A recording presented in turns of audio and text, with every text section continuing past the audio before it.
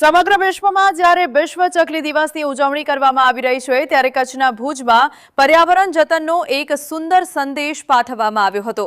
ભુજના પ્રમુખ સ્વામીનગર સ્થિત સત્યમ ક્લાસીસના સંચાલિકા અને જાણીતા સમાજ સેવિકા ભાવનાબેન ભાનુશાલી દ્વારા આ દિવસની પ્રેરણાદાયી ઉજવણી કરવામાં આવી હતી।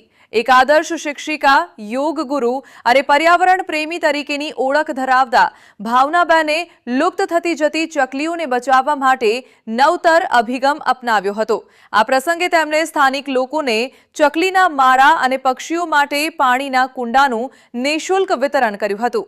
સિમેન્ટના જંગલો વચ્ચે ઓછી થતી ચકલીઓની સંખ્યા વધારવી અને તેમને સુરક્ષિત આશ્રય પૂરો પાડવો, લોકોમાં પક્ષીઓ પ્રત્યે પ્રેમ અને કરુણા જાગે તે માટે માળા અને કુંડા આપીને પર્યાવરણ સુરક્ષાનો સંકલ્પ લેવડાવ્યો।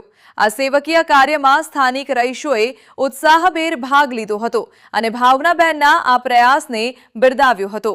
આમ ભાવનાબેન ભાનુશાલીએ પોતાની સામાજિક જવાબદારી નિભાવીને સાચા અર્થમાં વિશ્વ ચકલી દિવસને સાર્થક કર્યો હતો।